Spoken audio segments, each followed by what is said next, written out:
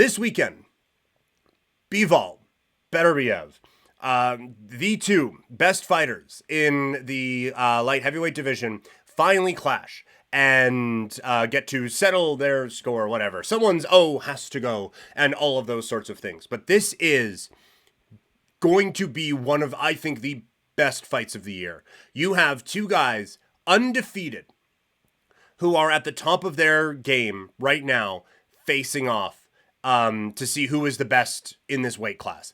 It does not get better than this. This isn't one, and maybe could you have done it a couple of years or maybe, but this feels like a legitimate super fight, and this feels like a big deal. And no, these guys aren't the biggest names in the sport or anything like that, but they are two genuine pound for pound fighters who are going to be fighting this weekend to unify some championships and figure out who the best in their weight class is. At the heart of this sport, that's what this is all supposed to be about. And so the storyline going into this weekend, it is simply just two of the best fighters in the world facing off. And if we are lucky as boxing fans, which a lot of times we aren't, but if we are lucky as boxing fans, this is a chance to set up potentially a classic rivalry, in my opinion.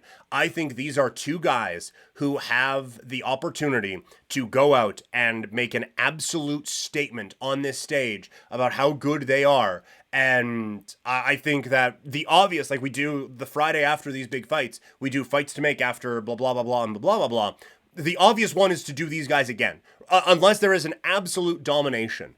I think that this is the start of a potentially classic rivalry that has the opportunity to really launch these guys into the mainstream. Bivol did it for a bit when he beat Canelo Alvarez, but that star has kind of faded a little bit. And so now this is a chance, I think, to really elevate both of these guys as real players in the sport of boxing. So this is a chance to really be a classic rivalry that puts both of these guys on the map, but is also an opportunity. If one of these dudes wins in convincing, dominant fashion, it is a chance to put yourself into that pound for pound number one conversation with the Usyks and the Inoues and the Crawfords and all of those guys. And also, if we aren't doing an immediate rematch once this fight is done, one thing that we can do is set up a Canelo Alvarez fight. Because I do think, as frustrating as it is for all of us fans who want to see him against Benavidez or whoever, this is still something